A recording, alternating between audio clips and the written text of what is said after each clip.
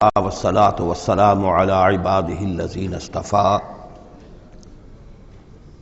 خصوصا على أفضلهم وخاتم النبيين محمد الأمين وعلى آله وصحبه أجمعين.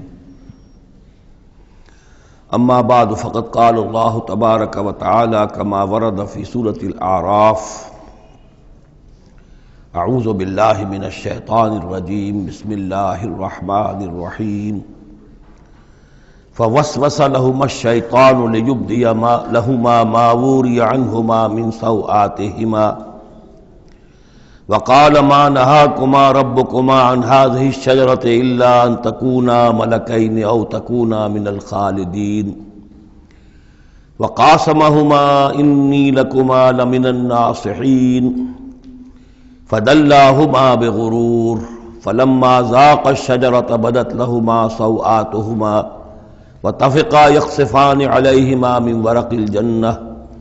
وناداهما ربهما ألم أنهكما عن تلكما الشجرة وأقل لكما إن الشيطان لكما عدو مبين قالا ربنا ظلمنا أنفسنا وإن لم تغفر لنا وترحمنا لنكونن من الخاسرين. صدق الله العظيم. رب اشرح لي صدري ويسر لي امري واحلل عقدة من لساني يفقهوا قولي. اللهم ربنا الهمنا رشدنا واعذنا من شرور انفسنا. اللهم ارنا الحق حقا وارزقنا اتباعه وارنا الباطل باطلا وارزقنا اجتنابه. آمین یا رب العالمین. سورہ اعراف کے دوسرے رکوع میں قصہ آدم و ابلیس قرآن حکیم میں دوسری مرتبہ بیان ہو رہا ہے. اس سے پہلے یہ سورہ بقرہ میں اس کے چوتھے رکوع میں آ چکا ہے. البتہ آپ دیکھیں گے کہ اگرچہ یہ قصہ جو ہے قرآن مجید میں 7 مرتبہ آیا ہے، 6 مرتبہ مکی صورتوں میں اور 1 مرتبہ مدنی صورت میں، لیکن یہ کہ ہر جگہ کوئی نہ کوئی بات نئی ہے. اس لیے کہ جس دور سے بھی یہ تحریک جو ہے حضور کی دعوت کی گزر رہی تھی، اس دور کے حوالے سے کچھ چیزیں جو ہیں وہ ہر جگہ پر آپ کو مزید نمایاں ملیں گی. اب مثلاً اس رکوع کے شروع میں ہمیں وہ عظیم آیت ملی ہے کہ جس میں جمع کا صیغہ اختیار کیا گیا ہے. وَلَقَدْ خَلَقْنَاكُمْ ثُمَّ صَوَّرْنَاكُمْ ثُمَّ قُلْنَا لِلْمَلَائِكَةِ اسْجُدُوا لِآدَمَ فَسَجَدُوا إِلَّا إِبْلِيسَ. اس کے بارے میں پچھلی مرتبہ میں عرض کر چکا ہوں. اب دوسری بات جو آ رہی ہے وہ یہ ہے کہ جو شیطان نے ورغلایا حضرت آدم کو اور حضرت حوا کو سلام علیہما، کہ جس درخت کا پھل کھانے سے اللہ تعالیٰ نے انہیں روک دیا تھا، کسی طریقے سے ورغلا کر انہیں اس درخت کا پھل کھانے پر آمادہ کر لیا. اس کے لیے لفظ آیا فوسوس لہما. یہ وسوسہ اصل میں ہم یہ سمجھتے ہیں کہ شاید یہ چیزیں اس طور سے ہو رہی تھی جیسے کہ ہم ایک دوسرے کے سامنے کھڑے باتیں کر رہے ہیں، ایک دوسرے کو پہچان رہے ہیں، لیکن حضرت آدم اور حوا کے بھی دلوں میں وسوسہ اندازی کی ہے شیطان نے، جیسے کہ شیطان وسوسہ اندازی کرتا ہے ہمارے دلوں میں.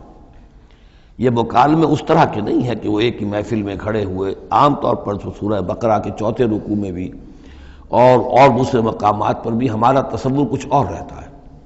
لیکن یہاں وہ پردے حائل ہیں. ابلیس جو ہے وہ یقیناً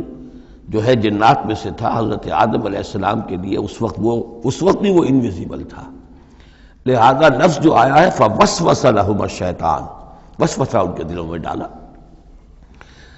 لیبدی لہما ما وری عنہما من سوآتہما. اب یہاں خاص طور پر ایک بات آ رہی ہے، اس کو ہم متشابہات ہی میں شمار کریں گے. یہاں ایک خاص اثر ظاہر کیا جا رہا ہے کہ وہ شجر ممنوع تھا، اس کا پھل کھانے کا ایک نتیجہ برآمد ہوا، اور وہ یہ ہوا کہ حضرت آدم اور حوا پر ان کی شرمگاہیں جو ہیں وہ نمایاں ہو گئیں. یا تو ایسا ہے کہ پہلے انہیں شعور نہیں تھا، اب شعور پیدا ہو گیا، یا یہ کہ انہیں کوئی خاص لباس جنت کا حلہ اللہ تعالیٰ نے عطا کیا ہوا تھا، وہ لباس اتر گیا اس درخت کا پھل کھانے کے نتیجے میں. یہ چیزیں ایسی ہیں کہ جس سے یقیناً بہت سے لوگوں کو کچھ قیاس آرائیوں کا موقع ملا ہے. بعض لوگوں کے نزدیک یہ نیکی اور بدی کی تمیز کا درخت ہے اصل میں، کہ جس کو کھاتے ہی نیکی اور بدی کی تمیز پیدا ہو جاتی ہے. بعض حضرات کا خیال یہ ہے کہ یہ اصل میں پہلا سیکشول ایکٹ ہے آدم اور حوا کے مابین، جس کو اس سے تعبیر کیا گیا ہے۔ یہ مختلف آراء ہیں، مختلف جو ہیں اس میں قیاسات ہیں، لیکن صحیح بات شکل یہی ہے کہ اس کے ضمن میں ابھی ہمیں اس کو متشابہات ہی کے دائرے میں رکھ کر اور اس کے بارے میں کوئی قطعی اور حقیقی اور یقینی رائے جو ہے قائم کرنے کی کوشش نہیں کرنی چاہیے، تاکہ کہیں اور معلومات جو ہیں ہماری سائنس کے ذریعے سے اکتشافات اور معلومات کا دائرہ اور وسیع ہو جائے تو اس سے ہم پہنچ جائیں اس کی کنہ تک کہ وہ درخت کون سا تھا۔ لیکن یہاں ظاہر کیا گیا ہے کہ شیطان نے جو وسوسہ اندازی کی ان کے دلوں میں وہ یہ تھی، فوسوس لهما الشیطان لیبدی لهما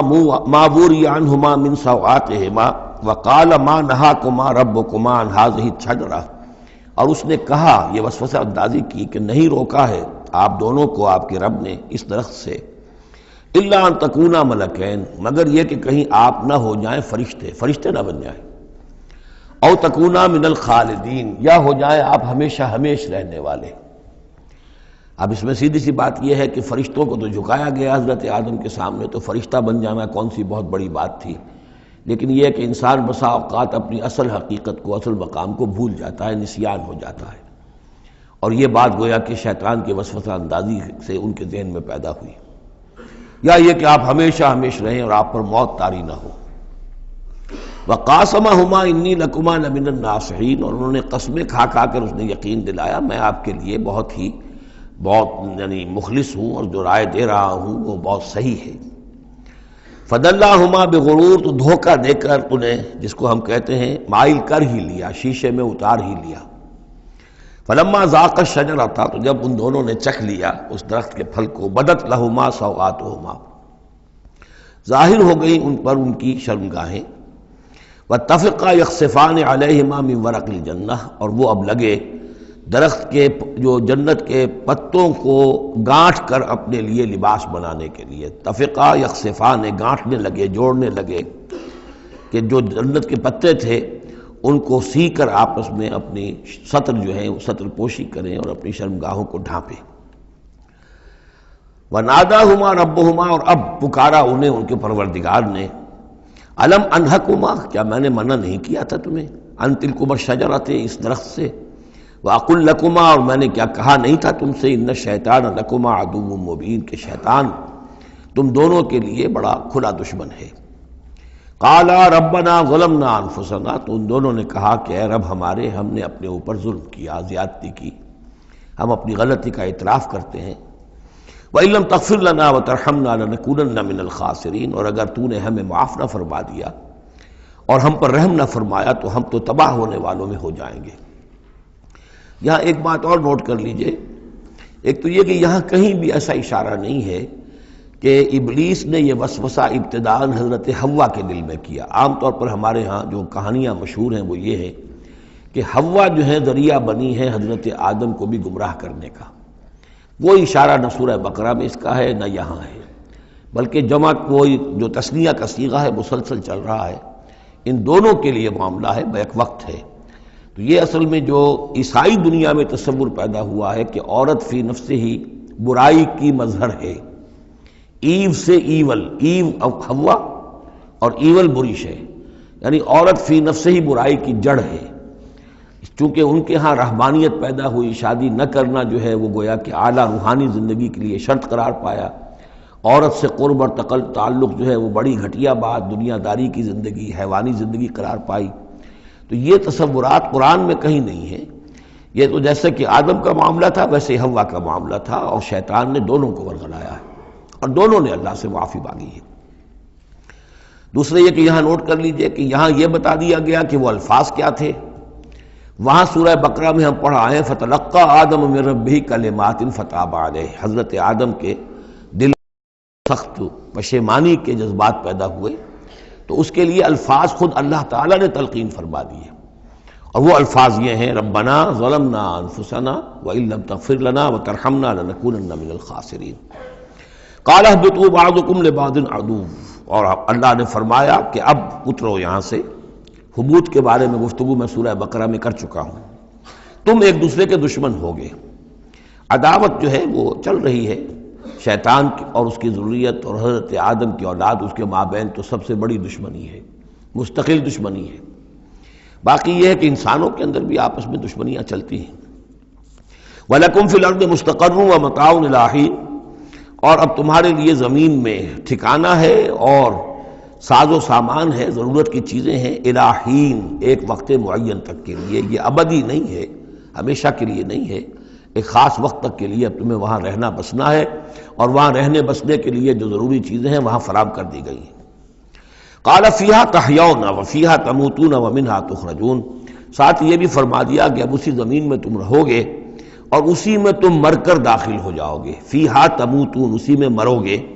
وَمِنْهَا تُخْرَجُونَ، اور اسی میں سے تمہیں دوبارہ نکال لیا جائے گا، بعث بعد الموت۔ یا بنی آدم قد انزلنا علیکم لباسا یواری سوآتکم وریشا۔ اب یہاں ایک جو یعنی ایک راہبانہ تصور ہی، الٹا قسم کا راہبانہ تصور جو ہے، یوں سمجھیے کہ پیدا ہو گیا تھا عرب کے لوگوں میں بھی۔ وہ سمجھتے تھے جیسے آج بھی دنیا میں نیوڈسٹ سوسائٹیز جو ہیں وہ کہتے ہیں لباس ایک تکلف ہے، خام خواہ ہے۔ جب انسان کو اللہ نے پیدا کیا تو کوئی لباس نہیں ہوتا، پھر حیوانات کا کوئی لباس نہیں ہے، یہ خام خواہ ایک تکلف ہے انسان نے جو اپنے لیے اختیار کر لیا ہے۔ یہ خام خواہ شرم کی بات ہے، اور یہ شرم گاہیں ہیں، اور یہ ہے اور وہ ہے۔ تو اسی طرح کا معاملہ یہ ہے کہ بعض جو اس طرح کے یہ ملنگ قسم کے لوگ جو ہوتے ہیں، ان کے ہاں بھی وہ ننگے رہنے کا رواج، اور یہ کہ لباس کا ایک تکلف ہے، تکلف کی کوئی ضرورت نہیں ہے۔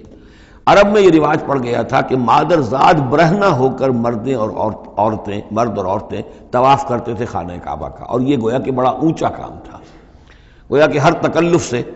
یعنی بہرحال اب بھی ہم طواف کرتے ہیں تو صرف 2 چادریں ہوتی ہیں۔ انہوں نے کہا کہ وہ چادروں کا تکلف بھی کیا کرنا ہے، بس جیسا بھی اللہ نے پیدا کیا ہے، مادر ذات برہنہ مرد اور عورتیں جو ہیں وہ طواف کرتے تھے، اور اس کو بڑا نیکی کا کام سمجھتے تھے۔ بہت یوں سمجھیے کہ اپنی یعنی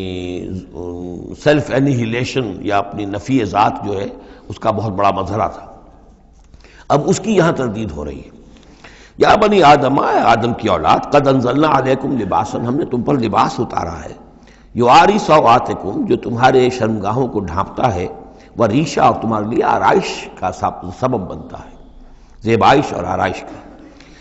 لباس التقوی ذالک خیر، اور اس سے اوپر پھر ایک اور لباس ہے، اور وہ لباس ہے تقوی کا لباس۔ ظاہر ہے کہ وہ سب سے بہتر ہے۔ اگر تقوی کا لباس نہیں ہے تو بسا اوقات اور انسان لباس پہن کے بھی ننگا ہوتا ہے، اتنا تنگ لباس کہ اس میں جسم کے سارے نشیب و فراز ظاہر ہو رہے ہوں، یا اتنا باریک لباس عورتوں کا کہ جس میں وہ جسم اندر سے جھلک رہا ہو، تو وہ لباس پہنے ہوئے بھی، جیسے کہ حضور نے فرمایا، اللہ تعالیٰ لعنت فرمائے ان عورتوں پر جو لباس پہن کر بھی ننگی رہتی ہیں، عاریاتن کاسیاتن۔ تو لباس التقوی ذالک خیر، ایک اور اضافی جو ہے وہ تقوی کا ہے، شرم ہو، حیا ہو، تقوی ہو۔ ذالک من آیات اللہ لعلہم یذکرون، یہ اللہ تعالیٰ کی آیات میں سے ہے تاکہ یہ لوگ نصیحت اخذ کریں۔ یا بنی آدم لا یفتننکم الشیطان، اے بنی آدم دیکھو تمہیں شیطان اب نہ بچلانے پائے، نہ دھوکہ دینے پائے، نہ فتنے میں ڈالنے پائے۔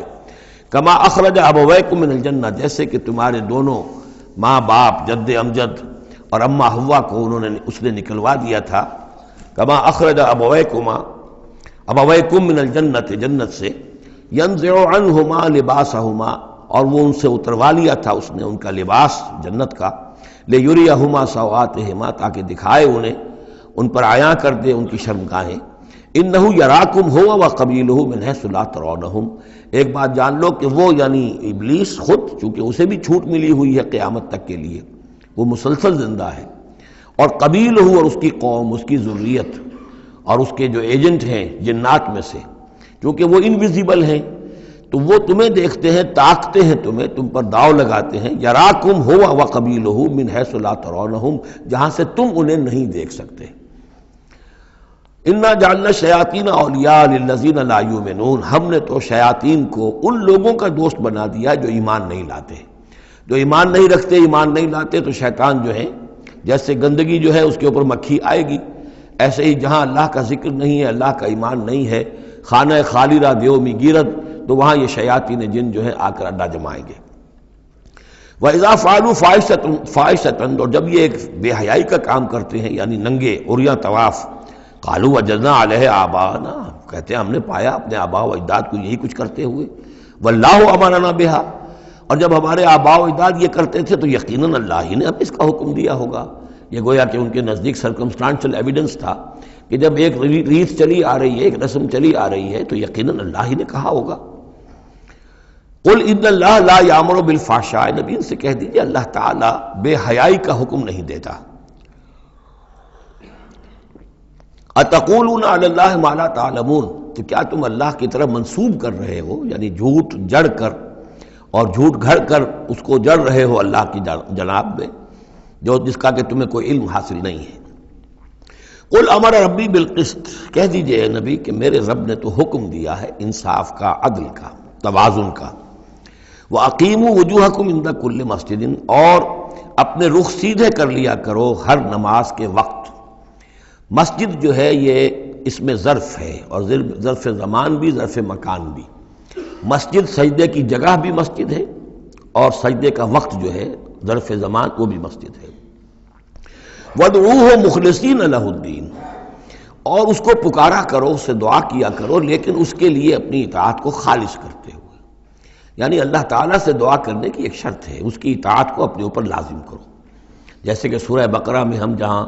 روزے اور رمضان کے احکام اور حکمتوں کا بیان ہوا ہے، اس میں فرمایا گیا وَإِذَا سَأَلَكَ عِبَادِي عَنِّي فَإِنِّي قَرِيبٌ أُجِيبُ دَعْوَةَ الدَّاعِ إِذَا دَعَانِ فَلْيَسْتَجِيبُوا لِي، میں تو ہر ایک پکارنے والے کی پکار سنتا ہوں، اس کی دعا کو قبول کرتا ہوں، لیکن اسے بھی چاہیے کہ میرا کہنا مانے، اور یہ کہنا ماننا جو جزوی نہیں ہوگا۔ ادخلوا فی السلم کافہ، داخل ہونا ہے تو پورے پورے ہونا ہے۔ تو فرمایا کہ مخلصین لہ الدین، اپنی اطاعت کو اس کے لیے خالص کرتے ہوئے، یعنی اس کی اطاعت کے دائرے کے اندر تو اور اطاعتیں ہو سکتی ہیں۔ والدین کا حکم آپ مان لیجئے جس میں کہ اللہ کی معصیت نہ ہو، اساتذہ کا حکم، حکام کا حکم جس میں اللہ تعالیٰ کے کسی حکم کی نفی نہ ہو رہی ہو، وہ ساری اطاعتیں اپنی جگہ پر ہوں گی، لیکن لا طاعۃ لمخلوق فی معصیت الخالق، مخلوق میں سے کسی کی اطاعت نہیں کی جائے گی جس میں خالق کی معصیت لازم آ رہی ہو۔ وَادْعُوهُ مُخْلِصِينَ لَهُ الدِّينَ كَمَا بَدَأَكُمْ تَعُودُونَ، جیسے اس نے تمہیں پہلے پیدا کیا تھا اسی طرح تمہارا اعادہ ہو جائے گا، تم دوبارہ بھی پیدا ہو جاؤ گے۔ فَرِيقًا هَدَىٰ، ایک گروہ وہ ہے کہ جس کو اللہ نے ہدایت دے دی ہے، وَفَرِيقًا حَقَّ عَلَيْهِمُ الضَّلَالَةُ، اور ایک گروہ وہ ہے کہ جس کے اوپر گمراہی مسلط ہو چکی ہے، جس کے حق میں گمراہی ثابت ہو چکی ہے، یعنی ان کی روش کی وجہ سے، ان کی ضد، ان کی ہٹ دھرمی، ان کے تعصب، ان کے حسد، ان کے تکبر کی وجہ سے اب وہ مستحق ہو چکے ہیں۔ حق علیہم الضلالہ انہم اتخذوا الشیاطین اولیاء، اور یہ اس لیے کہ انہوں نے شیطانوں کو اپنا رفیق اور ساتھی بنایا من دون اللہ، اللہ کو چھوڑ کر، ویحسبون انہم مہتدون، اور سمجھتے یہ ہیں کہ ہم بہت ہدایت پر ہیں، سیدھے راہ پر ہیں۔ یا بنی آدم خذوا زینتکم عند کل مسجد، دوبارہ پھر اے آدم کی اولاد اپنی زینت لے لیا کرو۔ خذوا زینتکم، یعنی لباس جو ہے جس کو کہا گیا ریشہ تمہارے لیے آرائش ہے، یہ تمہاری لیے زینت ہے، اللہ نے اتارا ہے اپنی آرائش کا سامان، اور یہ کہ نماز کے لیے جب انسان آئے تو اچھا لباس پہن کر آئے۔ ہمارے ہاں عام طور پر الٹی روش چلتی ہے، دفتر جا رہے ہیں تو بہت اچھا لباس ہے، مسجد جا رہے ہیں تو وہ چاہے میلے کپڑے پہن کے چلے گئے، لیکن یہاں اللہ تعالیٰ فرما رہا ہے یہ نہیں، میرے پاس آتے ہو، میرے دربار میں آتے ہو تو اچھا لباس پہن کر آؤ۔ یا بنی آدم خذوا زینتکم عند کل مسجد وکلوا واشربوا ولا تسرفوا، اور کھاؤ پیو اور اسراف نہ کرو۔ جو کچھ چیزیں ہم نے بنائی ہیں وہ بہرحال اس لیے بنائی ہیں کہ بنی آدم جو ہے ان کی خوراک کے کام آئیں، جو اچھی چیزیں ہیں۔ انہ لا یحب المسرفین، ہاں وہ اسراف کرنے والوں کو پسند نہیں کرتا، ضائع کرنا، ضرورت سے زیادہ خرچ کرنا، یہ چیزیں جو ہیں یہ اللہ تعالیٰ کو پسند نہیں ہیں۔ اب یہاں پھر اسی رہبانیت کی نفی ہو رہی ہے کہ جس میں سمجھا یہ جاتا ہے کہ اچھا کھانا پینا ہی برا ہے، کاہے کو پہنا جائے، بہت موٹا جھوٹا ہی کھانا چاہیے۔ اچھے کھانے پینے کا مطلب تو یہ کہ نفس پرستی ہو رہی ہے۔ اچھا پہننا جو ہے کیا ضروری ہے، موٹا جھوٹا پہن کے گزارا ہو جائے گا۔ اس معاملے میں سمجھ لیجئے کہ دو حالات میں صورت مختلف ہو جاتی ہے۔ اگر تو دین اللہ کا مغلوب ہے تو پہلا فرض آپ کا یہ ہے کہ اللہ کے دین کے غلبے کی جد و جہد کریں، بیشتر وقت بیشتر صلاحیتیں اس میں لگائیں۔ ظاہر بات ہے اچھا کھا ہی نہیں سکتے، اچھا پہن ہی نہیں سکتے، یہ اس کا منطقی نتیجہ ہو جائے گا۔ یہ اس لیے نہیں کہ رہبانیت کی وجہ سے نہیں کر رہے، اس وجہ سے کہ ممکن ہی نہیں۔ آپ اپنے اسی وقت کو لگائیں گے زیادہ کمائی کے لیے، محنت کریں گے دنیا کے لیے، زیادہ کمائیں گے تو اچھا کھائیں گے، اچھا پہنیں گے، آپ نے تو اپنا وقت جو ہے وہ لگا دیا ہے اللہ کے دین کے لیے، اگر لگائیں گے نہیں تو دین غالب کیسے ہو جائے گا؟ خود بخود تو نہیں ہوگا، آسمان سے تو نہیں ٹپک پڑے گا دین، اللہ فرشتے تو نہیں بھیجے گا دین غالب کرنے کے لیے، غالب تو آپ کو کرنا ہے۔ لہذا اس صورت میں تو نیچرل یہ ہو جاتا ہے کہ پھر کم سے کم کرو، کم سے کم کرو، کم سے کم کرو، اپنے معیار زندگی کو اور نیچے لاؤ، اور نیچے لاؤ، اور نیچے لاؤ، تاکہ زیادہ سے زیادہ وقت، زیادہ سے زیادہ اپنی صلاحیتیں، زیادہ سے زیادہ اوقات، زیادہ سے زیادہ اپنے وسائل کو آپ فارغ کر سکیں اللہ کے دین کے لیے۔ لیکن اس حالت میں یہ جو ہوتا ہے یہ کسی رہبانیت کی وجہ سے نہیں ہے، جیسے کہ صحابہ کرام نے سختیاں جھیلی، بھوک برداشت کی، گھر بار چھوڑے، لیکن وہ کسی رہبانیت کے نظریے کے تحت نہیں تھے، وہ ایک مثبت جہادی نظریہ ہے، جد و جہد، انقلابی جد و جہد۔ اور اس انقلابی جد و جہد میں تو دنیا میں جو بھی کوئی آئی ہے پارٹی، ریولوشنری پارٹی، اسے یہ سختیاں جھیلنی پڑی ہیں، چاہے وہ کمیونسٹ ہو یا کوئی اور ہو۔ انقلاب تو اس کے بغیر آتا ہی نہیں ہے۔ البتہ اگر دین غالب ہو گیا، قائم ہے، اب گویا کہ جو ریاست ہے، اسلامی ریاست ہے، نظام خلافت ہے، اب آگے دین کو پھیلانا اور عام کرنا اور مزید اس کے غلبے کی جد و جہد کی توسیع جو ہے یہ ریاست کے ذمے آ گئی۔ ریاست جو بھی اپنے شہریوں کے اوپر اس کے لیے بوجھ ڈالتی ہے، جو ٹیکس ڈالتی ہے، یا جو بھی والنٹیئرز مانگتی ہے، یہ لڑائی جو ہے ڈرافٹنگ کرتی ہے، وہ ٹھیک ہے، اس کے مطابق اگر اسے چاہیے 10,000 آدمی نکل آئے، باقی کی طرف سے یہ فرض کفایہ ادا ہو گیا۔ ریاست کے قائم ہونے کی شکل میں صورتحال بدل جاتی ہے۔ اب آپ اپنے گھر میں رہیں، جو وقت آپ کے پاس ہے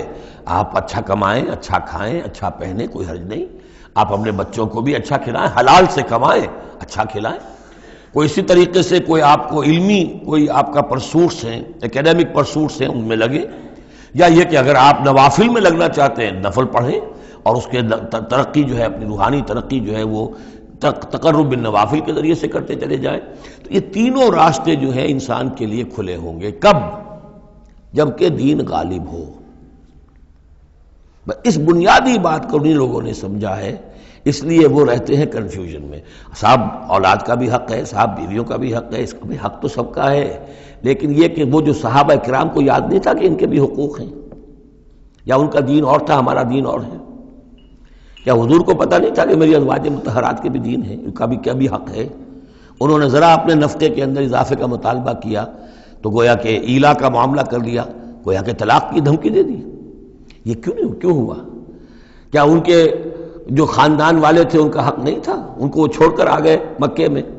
اور بھیڑیوں کے حوالے کر کے آ گئے، گویا کہ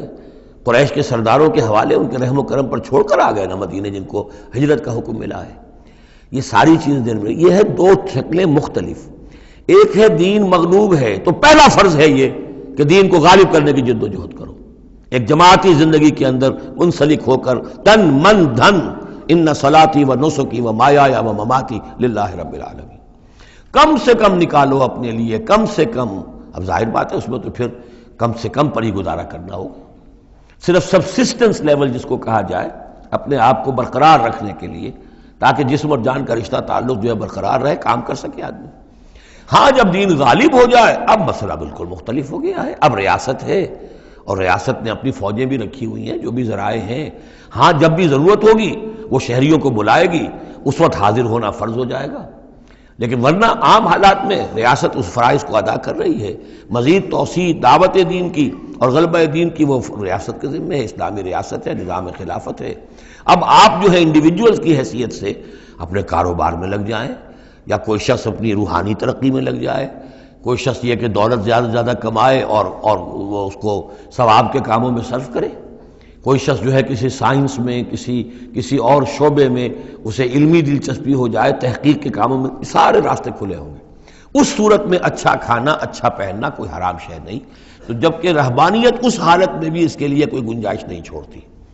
تو یہاں اس کی نفی کی جا رہی اس رہبانیت کے نظریے کی۔ قل من حرم زینت اللہ التی اخرج لعبادہ، کہیے ان سے پوچھئے کس نے حرام کی ہے وہ زینت جو اللہ نے نکالی ہے اپنے بندوں کے لیے، والطیبات من الرزق، اور کس نے حرام کیے ہیں پاکیزہ کھانے کی چیزیں۔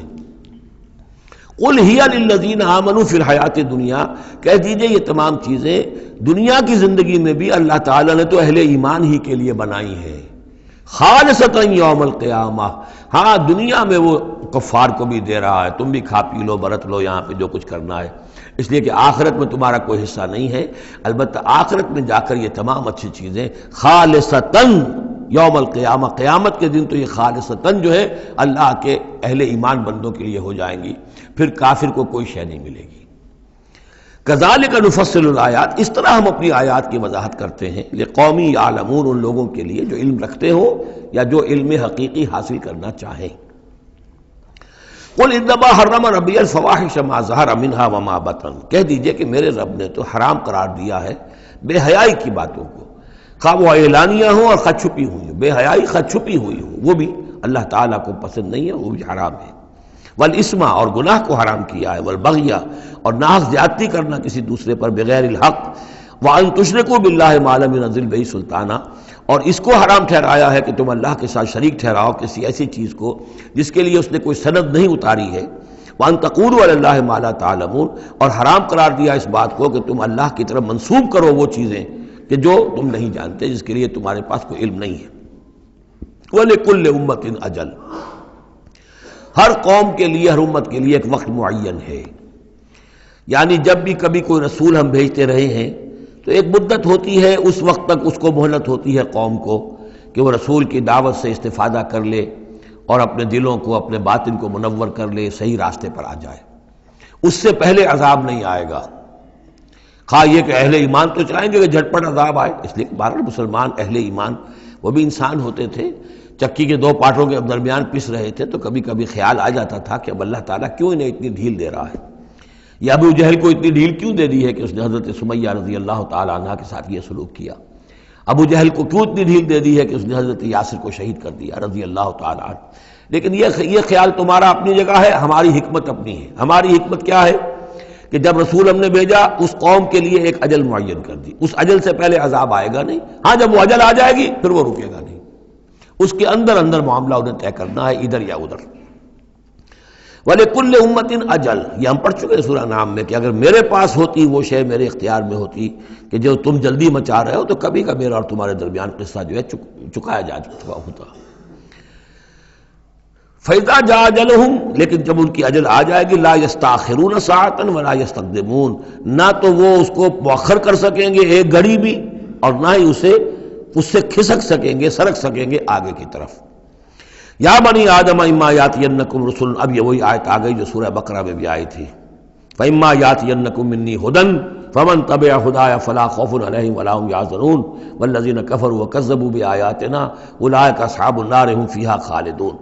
یا بنی آدم اما یاتینکم رسل منکم، اے بنی آدم جب بھی تمہارے پاس آئیں گے رسول، تم ہی میں سے ہوں گے، تم میں سے تمہاری قوم کے لوگ ہوں گے، یقصون علیکم آیاتی، جو تمہیں میری آیات سنائیں گے،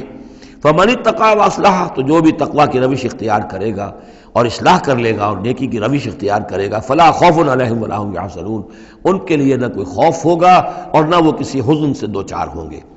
والذین کذبوا بآیاتنا واستکبروا عنہا، اور جو ہماری آیات کو جھٹلائیں گے اور تکبر کی بنا پر انہیں رد کر دیں گے، استکبروا عنہا، استکبار کی بنیاد پر، تکبر کی بنیاد پر رد کر دیں گے، اولئک اصحاب النار هم فیہا خالدون، وہ جہنمی ہوں گے اور رہیں گے ہمیشہ ہمیش۔ فمن اظلم ممن افتری علی اللہ کذبا وکذب بآیاتہ، پھر وہ اس شخص سے بڑھ کر ظالم اور کون ہوگا جو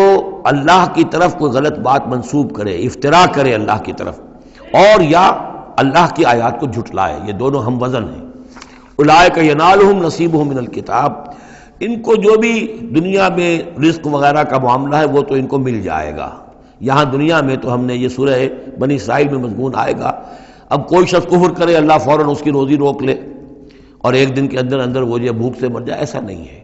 جو ہم نے یہاں پہ ان کے لیے لکھا ہوا ہے جو رزق ہے اس دنیا کے اندر، وہ تو انہیں ملتا رہے گا، وہ رکتا نہیں ہے، انہیں اپنے اس نصیب میں سے حصہ مل جائے گا۔ حتیٰ اذا جاءتہم رسلنا، ہاں پھر جب ہمارے فرشتادے، ہمارے بھیجے ہوئے فرشتے ان کے پاس آ جائیں گے، یتوفونہم، ان کو قبض کرنے کے لیے، قالوا این ما کنتم تدعون من دون اللہ، تو وہ کہیں گے کہاں ہیں وہ جن کو آپ پکارا کرتے تھے اللہ کے سوا، جن کو ڈنڈوت کرتے تھے اور جن کے سامنے متھے ٹیکتے تھے اور جن سے دعائیں کرتے تھے اور گڑ گڑاتے تھے۔ قالوا ضلوا عنا، وہ کہیں گے وہ سب گم ہو گئے، ہوا ہو گئے، ہم سے سب جاتے رہے، ضلوا عنا وشہدوا علی انفسہم انہم کانوا کافرین، اور وہ خود اپنے خلاف یہ گواہی دیں گے کہ واقعتاً ہم تھے ناشکرے، ہم نے کفر کی روش اختیار کی۔ قالت خلوا فی امم قد خلت من قبلکم من الجن والانس، کہا جائے گا کہ اچھا داخل ہو جاؤ ان امتوں میں جو تم سے پہلے گزر چکی ہیں جنوں اور انسانوں میں سے، نار میں، آگ میں، یعنی ایک ایک قوم کا حساب ہوتا جائے گا اور وہ جہنم کے اندر جھونکے جاتے رہیں گے۔ پہلی نسل گئی، پھر اس کے بعد دوسری آئی، دوسری گئی، تیسری آئی۔ اب ان میں ایک مکالمہ ہوگا۔ ظاہر بات ہے جو پہلے گئے تھے وہ تھے بزرگ، بڑے تھے، لیڈر تھے، یا یہ کہ وہ پچھلی نسل تھی جنہوں نے بدعات شروع کی تھیں، خرافات کا آغاز کیا تھا۔ یہ بعد میں آنے والے ان پر لعنت کریں گے کہ تم نے ہمیں مروایا، تمہاری وجہ سے ہم بھی برباد ہو کر یہاں آئے ہیں، تو تمہیں دوہرا عذاب ملنا چاہیے۔ لیکن یہ کہ وہاں وہ کہیں گے کہ نہیں، ہم جیسے ہم گمراہ تھے ویسے انہوں نے تمہیں گمراہ کیا، تو یہ مکالمہ ہوگا۔ اور یہ نوٹ کر لیجئے، یہ جو میں نے عرض کیا تھا کہ اس سورہ مبارکہ میں ایام اللہ جو ہے یہ اس کا مین تھیم ہے۔ تو ایام اللہ کو یوں سمجھیے کہ ایک تو انسانی تخلیق کے اعتبار سے، ایک تو وہ ازل ہے جبکہ آدم کی تخلیق ہوئی، قصہ آدم و ابلیس ہوا، یہاں سے تو ہمارا وہ وقت جو ہے وہ شروع ہوتا ہے، اور جنت اور دوزخ میں پہنچ کر گویا کہ وہ ایک دور ختم ہوتا ہے، وہ آخری بات ہے۔ یہ ہے انتہا اور ابتدا۔ اس کے مابین ہے کہ جو انبیاء آئے، رسول آئے، ان کی داستانیں ہیں، ان کے حالات ہیں، ان کے واقعات ہیں، قوم نوح اور قوم ہود اور قوم صالح۔ تو یہ یہاں پر ایسا کیا گیا کہ پہلے وہ تخلیق کا مرحلہ آدم کا، اور وہ قصہ آدم و ابلیس آ گیا اول۔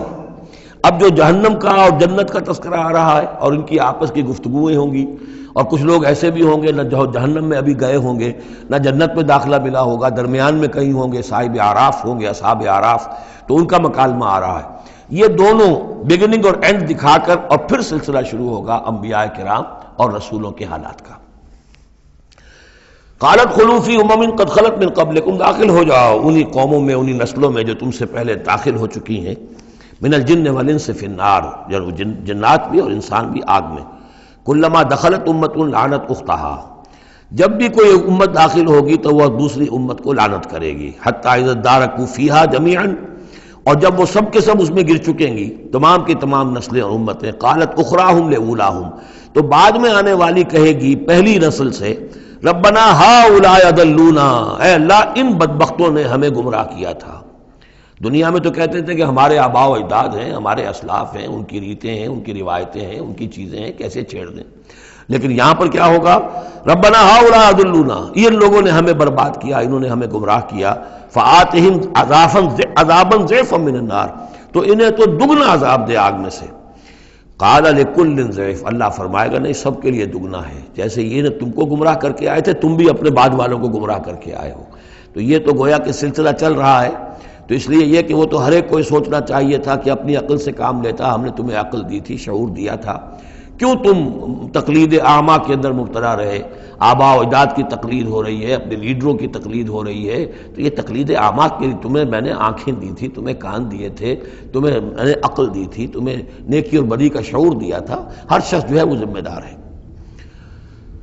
قال لکل ضعف، اللہ فرمائے گا سب کے لیے دوہرا ہے، ولکن لا تعلمون، لیکن تمہیں اس کا علم نہیں ہے۔ وقالت اولاہم لاخراہم، اب وہ کہیں گے پچھلے جو ہیں، جو پہلے والے تھے، بعد میں آنے والوں کو، فما کان علیکم علینا من فضل، دیکھو نا، نہیں نا تمہیں کوئی، ہم پر کوئی فضیلت حاصل نہیں ہو سکی، تم نے خام خواہ ہم پر لعنت کی، لیکن اس سے کیا حاصل تمہیں کیا ہوا؟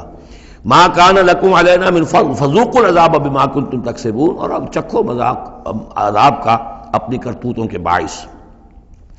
ان الذین کذبوا بآیاتنا واستکبروا عنہا، یقیناً وہ لوگ جنہوں نے ہماری آیات کو جھٹلایا اور استکبار پھر عنہا، اور بر بنائے تکبر ان کو رد کیا، اعراض کیا ان سے تکبر کی بنیاد پر، لا تفتح لہم ابواب السماء، ان کے لیے آسمان کے دروازے کبھی نہیں کھولے جائیں گے۔ یہ کچھ اشارات ہیں قرآن مجید میں جس سے معلوم ہوتا ہے کہ جہنم اسی زمین پر ہوگی، اور ابتدائی جنت بھی یہی ہوگی، ابتدائی نزل والی جنت جو ہے وہ بھی اسی زمین پر ہوگی، اور جہنم بھی اسی زمین پر ہوگی۔ اور کچھ ایسا سا تصور ہوتا ہے کہ جیسے زمین کو جب کھینچا جائے گا، وَإِذَا الْأَرْضُ مُدَّتْ،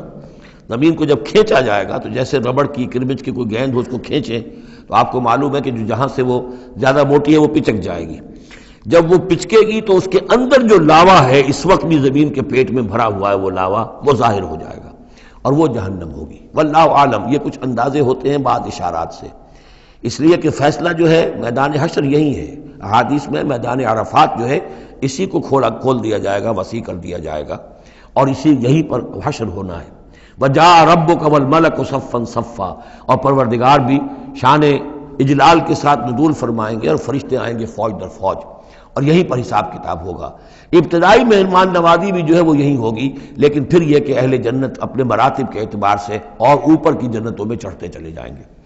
لیکن ظاہر بات ہے یہ لوگ جو ہیں یہ یہیں کہیں رہ جائیں گے. لا تفتح لہم ابواب السماء، ان کے لیے آسمان کے دروازے کھولے ہی نہیں جائیں گے. ولا يدخلون الجنت، اور وہ جنت میں داخل نہیں ہوں گے. حتی یلج الجمل فی سم الخیاط، یہاں تک کہ اونٹ گزر جائے، گھس جائے سوئی کے ناکے میں. اسے کہتے ہیں تعلیق بالمحال. نہ یہ ممکن ہے کہ سوئی کا ناکہ اتنا بڑا ہو جائے کہ اونٹ گزر جائے، یا اونٹ اتنا چھوٹا ہو جائے کہ سوئی کے ناکے میں داخل ہو جائے. نہ ان کفار کے جنت میں داخل ہونے کا کوئی امکان ہے. اور یہ بات بھی نوٹ کیجئے کہ یہی بات اصل میں حضرت عیسیٰ علیہ السلام نے تنقید جو انہوں نے کی تھی کہ ایک دولت مند شخص ان کے پاس آیا، جیسے ہمارے ہاں بھی ہوتے ہیں جو دیندار ہیں، سیٹھ ہیں، اور وہ دین کے کام بھی کرتے ہیں. تو انہوں نے کہا کہ بتائیے آپ کی تعلیم کیا؟ ان کا نماز پڑھو، روزہ رکھو. کرو نماز روزہ میں کرتا ہوں. اچھا اپنے غریبوں کے اپنے بال میں سے دو، یہ کرو وہ کرو، یہ بھی میں کرتا ہوں. آپ بتائیے اور کیا ہے؟ پھر آخر میں فرمایا حضرت مسیح نے، اچھا اپنی صلیب اٹھاؤ اور میرے ساتھ چلو. یعنی یہ کہ اب وہ ہے وہ جد و جہد، حق و باطل کی کشاکش. یہ نیکی کے کام کرنا، دھندوں میں لگے رہنا، اور اپنے ساتھ کچھ نہ کچھ نیکی کا کام ہے، کچھ پن ہے، کچھ خیرات ہے، کچھ ثواب کے کام ہے، کوئی نماز ہے، روزہ ہے، یہ تو آسان ہے. لیکن یہ کہ اس کشاکش حق و باطل جو ہے اس میں لگنا، کہ جس میں پھر اندیشہ ہو کہ پھانسی بھی آ سکتی ہے، اندیشہ ہو جان بھی جا سکتی ہے، تکلیف بھی آ سکتی ہے. تو جب انہوں نے کہا کہ اچھا ٹھیک ہے، پھر جب تم نے یہ ساری منزلیں طے کر لی تو آخری منزل ہے اپنی صلیب اٹھاؤ اور میرے ساتھ آ جاؤ. تو اس شخص کا چہرہ لٹک گیا اور وہ چلا گیا. تو حضرت مسیح نے فرمایا کہ اونٹ کا سوئی کے ناکے میں سے گزرنا ممکن ہے، لیکن کسی دولت مند شخص کا اللہ کی بادشاہت میں داخل ہونا ممکن نہیں ہے. بہرحال میں اس وقت اسے کسی دلیل کے طور پر پیش نہیں کر رہا ہوں، لیکن میں نے صرف یہ کہ یہی جو ہے محاورہ جو قرآن مجید میں یہاں آیا ہے، حتیٰ یلج الجمل فی سم الخیاط، یہی ہے کہ جو حضرت عیسیٰ علیہ السلام نے استعمال کیا. وَكَذَلِكَ نَجْزِي الْمُجْرِمِينَ، اور اسی طرح ہم بدلہ دیتے ہیں مجرموں کو. لَهُم مِّن جَهَنَّمَ مِہَادٌ، ان کے لیے جہنم ہی کا ہوگا بچھونا. وَمِن فَوْقِهِمْ غَوَاشٍ، اور اسی کا اوڑھنا ہوگا. لحاف بھی اسی کا ہے، آگ کا، اور اس کے گدے بھی. وَكَذَلِكَ نَجْزِي الظَّالِمِينَ، اور اسی طرح ہم ظالموں کو بدلہ دیں گے. وَالَّذِينَ آمَنُوا وَعَمِلُوا الصَّالِحَاتِ، اور وہ لوگ جو ایمان لائے اور جنہوں نے نیک عمل کیے. لَا نُكَلِّفُ نَفْسًا إِلَّا وُسْعَهَا، پھر آ گئی وہی بات، ہم کسی کو ذمہ دار نہیں ٹھہرائیں گے کسی جان کو مگر اس کی وسعت کے مطابق. محاسبہ ہوگا انڈیویجول، ہم نے کیا کیا کچھ اسے دیا تھا اس کے حساب سے ہم اس سے حساب لیں گے. اولئک اصحاب الجنہ، وہ ہوں گے جنت والے. ہم فیہا خالدون، اور اس میں رہیں گے ہمیشہ ہمیشہ. وَنَزَعْنَا مَا فِي صُدُورِهِم مِّن غِلٍّ، اور ہم نکال دیں گے جو کچھ ان کے سینوں میں ہوگا ایک دوسرے کی طرف سے کوئی میل. یعنی اہل ایمان بھی انسان ہوتے ہیں، شکوے شکایتیں ہو جاتی ہیں. دینی جماعتوں میں بھی کبھی کسی معمور کو امیر سے شکایت ہو گئی، کسی امیر کو معمور سے شکایت ہو گئی، کسی ایک رفیق کو دوسرے رفیق سے شکایت ہو. انسان ہے، اور یہ معاملہ جو ہے ایسا بھی ہوتا ہے، زائل بھی ہو جاتے ہیں. کچھ ایسی شکوے شکایتیں ہوتی ہیں کہ باقی رہتی ہیں، ختم نہیں ہوتی ہیں. ان کے اثرات جو ہیں، وہ جذبات کچھ ایسے مجروح ہو جاتے ہیں، کسی طریقے سے زائل نہیں ہوتے. لیکن فرمایا گیا ہے کئی مقامات پر یہ کہ اللہ تعالیٰ اہل جنت کو جنت میں داخل کرنے سے پہلے جو بھی اہل ایمان میں سے کسی کے لیے ان کے دل میں کوئی کدورت ہوگی، کوئی میل ہوگا، وہ نکال دے گا، تاکہ اب جنت میں داخل ہونے والے سب سررن اخوانن علی سرر متقابلین، بالکل بھائیوں کی طریقے سے صاف دل ہو کر ایک دوسرے کے سامنے رو در رو ہو کر بیٹھیں گے، اور ان کے اندر کوئی غل نہیں رہے گا. یہی دعا بھی ہے جو ہمیں تلقین کی گئی ہے، اللہم اغفر لنا ولاخواننا الذین سبقونا بالایمان ولا تجعل فی قلوبنا غلا للذین آمنوا ربنا انک رؤوف رحیم. پروردگار اہل ایمان میں سے کسی کے لیے بھی ہمارے دل میں غل اور میل یا کدورت یہ باقی نہ رہنے دے، تو اپنے فضل و کرم سے دھو دے. وَنَزَعْنَا مَا فِي صُدُورِهِم مِّن غِلٍّ، بلکہ ان آیات پر حضرت علی کا یہ قول بھی ہے رضی اللہ تعالی عنہ کہ سورہ ہجر کی آیت کے ضمن میں خاص طور پر آتا ہے شان نزول میں، تو انہوں نے فرمایا کہ یہ میرے اور معاویہ کے کا ذکر ہے جو یہاں ہو رہا ہے۔ ظاہر بات ہے جنگیں ہوئی ہیں حضرت علی رضی اللہ عنہ اور حضرت معاویہ رضی اللہ عنہ، تو کتنی کچھ ہو گئی ہوگی شکایت ایک دوسرے سے۔ تو یہ آیتیں ہمارے لیے ہیں کہ اللہ تعالیٰ ہمیں دونوں کو جنت میں داخل کرے گا تو ہمارے دلوں سے یہ کدورتیں جو ہے وہ نکال دے گا۔ وقالوا الحمد للہ الذی ہدانا لہذا، اور وہ کہیں گے کل شکر ہے اور کل تعریف ہے اس اللہ کی جس نے ہمیں یہاں تک پہنچایا۔ وما كنا لنهتدي لولا ان هدانا اللہ،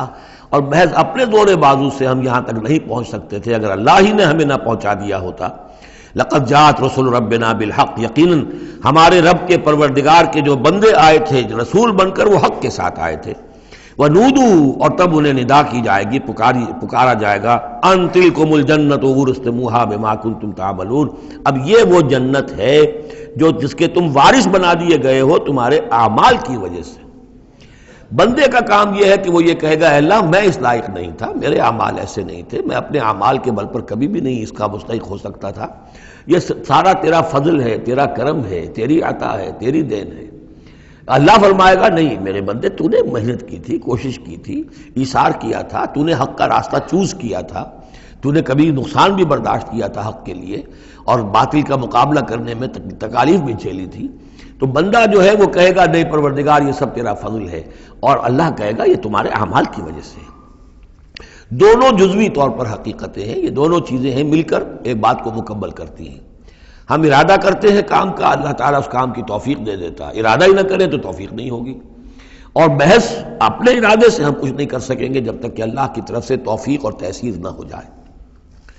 وَنَادَىٰ أَصْحَابُ الْجَنَّةِ أَصْحَابَ النَّارِ، اور جنتی لوگ پکار کر کہیں گے جہنمیوں سے ان قد وجدنا ما وعدنا ربنا حقا، ہم نے تو پا لیا جو کچھ کہ ہمارے رب نے ہم سے وعدہ کیا تھا کہ وہ سچ نکلا، صحیح نکلا، جن نعمتوں کا ہم سے وعدہ کیا تھا وہ ہمیں مل گئیں۔ فَهَلْ وَجَدْتُم مَّا وَعَدَ رَبُّكُمْ حَقًّا، تم نے بھی کیا سچا پا لیا اللہ کا وعدہ جو اللہ نے تم سے وعدہ کیا تھا، وہ ساری چیزیں تمہیں مل گئیں؟ قالوا نعم، وہ کہیں گے جی ہاں، ہمارے ساتھ بھی جو وعدے تھے، جو وعیدیں تھیں، جو دھمکیاں تھیں، جو عذاب کی مختلف شکلیں تھیں، وہ سب ہیں جن میں ہم اس وقت گرے ہوئے ہیں۔ فَأَذَّنَ مُؤَذِّنٌ بَيْنَهُمْ، تو پکارے گا کوئی پکارنے والا ان کے مابین، اللعنۃ اللہ علی الظالمین، کہ اللہ کی لعنت ہے ظالموں پر۔ الذین یصدون عن سبیل اللہ ویبغونها عوجا، وہ لوگ کہ جو روکتے بھی تھے اور رکتے بھی تھے اللہ کے راستے سے، اور اس راستے میں کجی نکالتے تھے کہ اگر دیکھ لیا کسی شخص کے بارے میں کہ اس کا رجحان ہو گیا ہے کہ وہ محمد صلی اللہ علیہ وسلم کی باتیں توجہ سے سننے لگا ہے، تو اس کو ورگلانے کے درپے ہو جانا، اس کے لیے طرح طرح کی جو ہے پریشانیاں پیدا کرنا۔ وَهُمْ بِالْآخِرَةِ کافرون، اور یہ لوگ کافرت کے منکر تھے۔ وَبَيْنَهُمَا حِجَابٌ، اب یہ گفتگو تو ہو رہی ہوگی جنت اور دوزخ والوں کے مابین، ان دونوں کے مابین ایک پردہ ہوگا، ایک فصیل حائل ہوگی۔ یہ نقشہ جو ہے زیادہ کلیئرلی سورہ حدید میں کھینچا گیا ہے، وَضُرِبَ بَيْنَهُمْ بِسُورٍ لَهُ بَابٌ، بَيْنَهُمَا حِجَابٌ، فصیل ہوگی، ادھر جنت ہے ادھر دوزخ ہے۔ وَعَلَى الْأَعْرَافِ رِجَالٌ، اور عرف کہتے ہیں جو فصیلوں کے اوپر بنی ہوتی ہیں، جھروکے سے بنے ہوتے ہیں جہاں سے کہ جھانک کر دیکھتے ہیں، تو اس طرح آپ نے فصیلوں کے اوپر دیکھے ہوں گے، تو اعراف ہوں گے۔ رجال یعرفون کلا بسیماہم، وہ لوگ ہوں گے جو سب کو پہچانتے ہوں گے، جہنمیوں کو بھی پہچانتے ہوں گے اور دوزخیوں کو بھی پہچانتے ہوں گے، اس لیے کہ یہ کون ہوں گے؟ یہ بین کے لوگ تھے جن میں کچھ نیکی بھی تھی، بدی بھی تھی، نہ یکسو ہوئے تھے ادھر نہ یکسو ہوئے تھے ادھر، تو کچھ نیکیاں کچھ بدیاں انہوں نے جمع کر لی تھیں، اور ان کے اعمال جو ہے وہ برابر ہو گئے، بدی اور نیکی کے اعمال جو ہے وہ برابر ہو گئے، تو اس حوالے سے ان کو ابھی درمیان میں روک لیا گیا ہے کہ نہ وہ جہنم میں جھونکے گئے نہ جنت میں داخل ہوئے۔ اور یہ وہ لوگ ہیں، ظاہر بات ہے کہ جو پھر جب بین کے لوگ تھے کچھ تو پہچانتے تھے ادھر سے کفار کو بھی ادھر سے اہل ایمان کو بھی، تو یعرفون کلا بسیماہم، وہ سب جانتے تھے پہچانتے تھے، ان کو بھی جو جنت میں ہے ان کو بھی جو دوزخ میں ہے۔ وَنَادَىٰ أَصْحَابَ الْجَنَّةِ، اب وہ پکاریں گے جنت والوں کو، ان سلام علیکم، سلام ہو آپ پر، سلامتی ہے آپ پر، لم يدخلوها، وہ اس میں ابھی داخل نہیں ہوئے، وہم یطمعون، اور اس کی بڑی طمع ہوگی کاش کہ اللہ ہمیں بھی جلدی سے داخل کر دے۔ وَإِذَا صُرِفَتْ أَبْصَارُهُمْ تِلْقَاءَ أَصْحَابِ النَّارِ، اور جب ان کے ذرا چہرے جو ہے پھیر دیے جائیں گے، ان کی نگاہیں جو ہیں وہ ادھر پھیر دی جائیں گی کہ ذرا جہنمیوں کو بھی مشاہدہ کر لو۔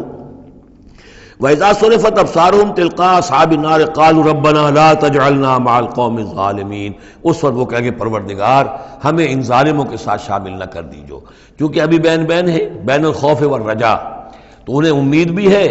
یطمعون بھی ہے، لیکن اندیشہ بھی ہے، تو یہ کہ بیچ میں چونکہ لٹکے ہوئے ہیں اس لیے ادھر دیکھتے ہیں تو انہیں سلام کرتے ہیں، اور یہ کہ دل میں ان کے امنگیں جاگ جاتی ہیں، تمنائیں جاگ جاتی ہیں کہ اللہ ہمیں بھی ان کے ساتھ شامل کر دے، اور ادھر دیکھتے ہیں تو کہتے ہیں ربنا لا تجعلنا مع القوم الظالمین۔ ونادى اصحاب الاعراف رجالا يعرفونهم بسیماہم، اور اب یہ اہل جہنم میں سے ان لوگوں کو جنہیں یہ پہچانتے ہوں گے ان کے چہروں سے، ان کی نشانیوں سے، ان کو پکاریں گے، قالوا ما اغنى عنكم جمعكم وما كنتم تستكبرون، کچھ کام نہ آیا تمہاری جمعیت، تمہارے پرے، تمہاری فوجیں، تمہارے حاشیہ نشین، یہ کہاں گئے؟ اور جو کچھ تم تکبر کیا کرتے تھے، اکڑتے تھے، اے ابو جہل کیا بنا تیرا، اور اے ولید بن مغیرہ تیرا کیا ہوا؟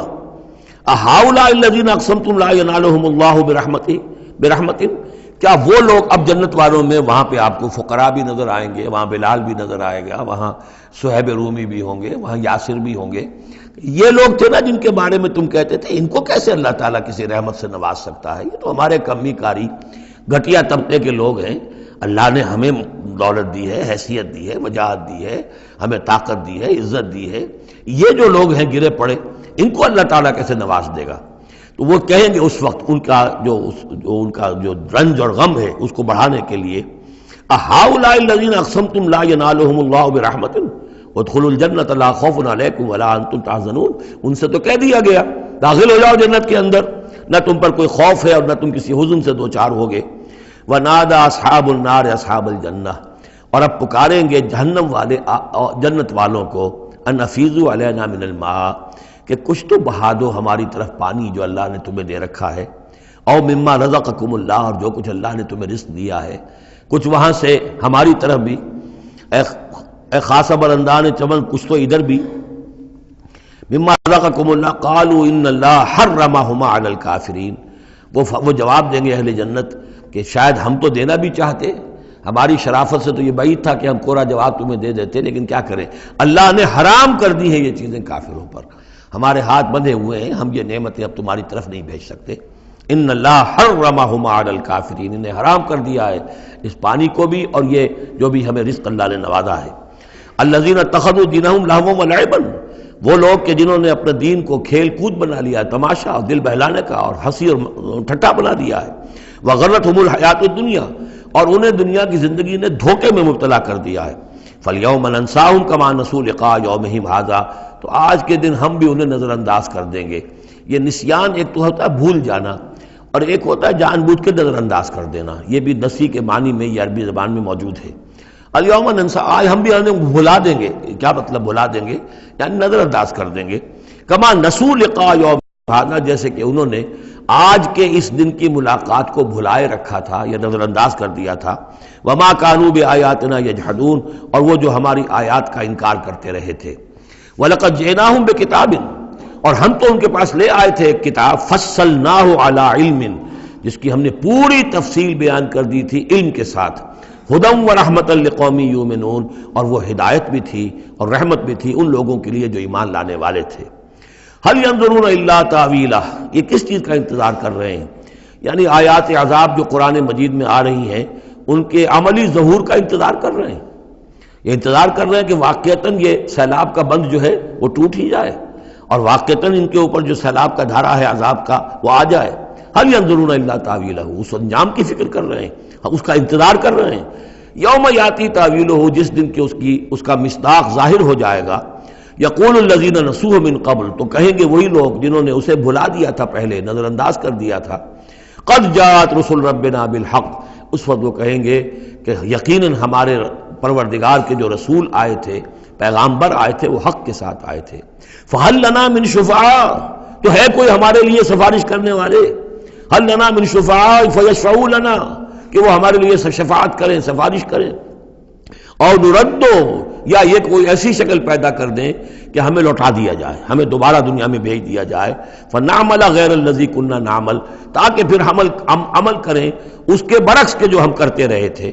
قد خسروا انفسهم، نہیں اب اس کا کوئی امکان نہیں، اب تو وہ اپنے آپ کو ہلاک کر چکے، برباد ہو چکے۔ وضل عنہم ما كانوا یفترون، اور جو افتراء وہ کرتے رہے تھے وہ ان کے ہاتھوں سے گم ہو گیا، ہاتھوں کے طوطے اڑ گئے۔ ان ربکم اللہ الذی خلق السماوات والارض فی ستۃ ایام، جان لو تمہارا پروردگار وہ اللہ ہے جس نے پیدا کیے آسمان اور زمین 6 دنوں میں۔ ثم استوى علی العرش، پھر متمکن ہوا ہے عرش پر۔ اب یہ عرش بھی جیسا کہ میں عرض کر چکا ہوں یہ بھی آیات متشابہات میں سے ہے، اس کی کوئی حقیقت بھی ہو سکتی ہے کہ کوئی واقعتاً مجسم کوئی شے ہو، کوئی چیز ہو فی الواقع کسی جگہ پر ہو، اور یہ بھی ہو سکتا ہے کہ اس سے مراد محض استعارہ ہو، واللہ عالم۔ عالم غیب کی یہ ساری خبریں جو ہیں، یہ میں نے جیسا کہ عرض کیا یہ مستقل طور پر یہ تو آیات متشابہات ہی میں رہیں گی، یہ تو عالم آخرت میں داخل ہونے کے بعد ہی اس کے حقائق منکشف ہوں گے۔ البتہ جو سائنٹیفک فنومینا وغیرہ ہیں ان کے بارے میں تدریجاً بعض آیات متشابہات جو ہیں وہ اب محکمات کی شکل اختیار کر چکی ہیں، بعد اور کر لیں گی، واللہ عالم۔ یغشی اللیل النہار،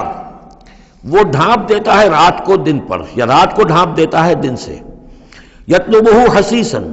اور وہ اس کے پیچھے لگا ہوا آتا، دوڑتا ہوا، دن رات کے پیچھے رات دن کے پیچھے۔ والشمس والقمر، اور سورج کو پیدا کیا اس نے اور چاند کو، والنجوم،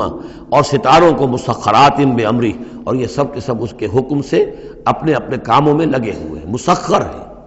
جو بھی قاعدہ قانون ہے اس کی اطاعت کر رہے ہیں۔ الا لہ الخلق والامر، آگاہ ہو جاؤ اسی کے لیے ہے خلق اور اسی کے لیے ہے امر۔ یہ آیت جو ہے اس کے 2 مفہوم ذہن میں رکھیے، ایک جو ہے جو بہت سادہ ہے،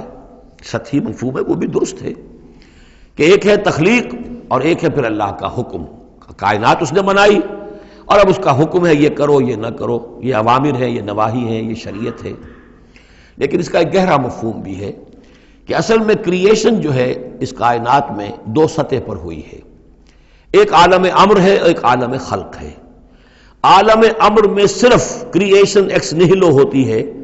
عدم محض سے تخلیق، اور اس میں ٹائم فیکٹر بالکل نہیں ہوتا، کن فیکون، کوئی ٹائم فیکٹر نہیں، بغیر کسی مادے کے، بغیر کسی پری ایگزسٹنگ شے کے کچھ پیدا کر دینا اور اس میں کسی ٹائم فیکٹر کا نہ ہونا، یہ عالم امر کے خواص ہے۔ عالم خلق میں کسی شے سے دوسری شے بنتی ہے اور اس کے بعد اس میں ٹائم لازمن ہے۔ انسان ہے 9 مہینے رحم مادر کے اندر بچہ رہے گا، 8 مہینے رہے، 7 مہینے رہے، بہرحال اسے وقت لگے گا۔ آم کی گٹھلی ہے، اس آم کی گٹھلی کو درخت بننے میں کئی سال لگیں گے۔ آسمان اور زمین کی تخلیق ہوئی ہے 6 دنوں میں، ہمیشہ یہ اس کا ذکر ہوگا، اور ظاہر بات ہے 6 دن وہ ہمارے دن تو نہیں ہے، قرآن مجید میں تو کہہ دیا گیا اللہ کا ایک دن 1000 برس کا بھی ہے، ایک دن 50,000 برس کا بھی ہے، یہ ملینمز بھی ہو سکتے ہیں۔ تو اللہ تعالیٰ نے بنایا ہے آسمان اور زمین کو 6 دنوں میں، تاحال یہ 6 دن ہمارے لیے یہ بھی آیات متشابہات میں سے ہے، لیکن میں سمجھتا ہوں کہ 6 دن اور 7 آسمان یہ تو زیادہ دیر نہیں گزرے گی کہ انشاءاللہ ان کی حقیقت منکشف ہو جائے گی سائنس کی مزید اکتشافات کے ذریعے سے، اور یہ آیات متشابہات کے دائرے سے نکل کر آیات محکمات میں آ جائیں گی۔ لیکن یہ کہ اصل بات جو ہے وہ یہ ہے کہ خلق اور امر، اب امر، عالم امر سے متعلق نوٹ کر لیجئے صرف 3 چیزیں ہیں، ارواح انسانی، روحم من امرنا، یسألونک عن الروح قل الروح من امر ربی، ملائکہ عالم امر کی شے ہیں اور وحی عالم امر کی شے ہے۔ 3 چیزیں ہیں جن کا تعلق عالم امر سے ہے، لہذا فرشتے کے یہاں سے لے کے اور 7ویں آسمان تک جانے میں کوئی ٹائم نہیں لگ سکتا۔ اسی طرح روح انسانی بھی یہاں سے لے کر 7ویں آسمان تک جا سکتی ہے بغیر کسی وقت کے۔ روح انسانی کا بھی وہی معاملہ ہے جو فرشتے کا ہے، اس لیے کہ یہ عالم امر کی چیزیں ہیں، اور عالم امر میں ٹائم فیکٹر سرے سے ہے ہی نہیں، کن فیکون۔ البتہ عالم خلق کے اندر وقت لگتا ہے، سفر ہوتا ہے تو سفر میں وقت لگے گا، تخلیق ہوئی ہے تو اس میں وقت لگا، تو یہ ہے اس کا ایک گہرا مفہوم۔ لیکن بہرحال یہاں پر اب دیکھیے یہ قرآن مجید کا اعجاز ہے، ایسے الفاظ استعمال کرتا ہے کہ عرب کا ایک بدو اس پر سے گزر جائے گا تو اس کو بھی کوئی پیچیدگی نہیں ہوگی۔ الا لہ الخلق والامر، اسی نے پیدا کیا، اسی کا حق ہے کہ حکم دے، بات صاف ہو گئی اور صحیح ہے، کوئی غلط بات تو نہیں ہے۔ وہ اپنی ذہنی سطح کے مطابق اس نے اس سے لے لیا، ہدایت پا لی، مطمئن ہو گیا، چل پڑا۔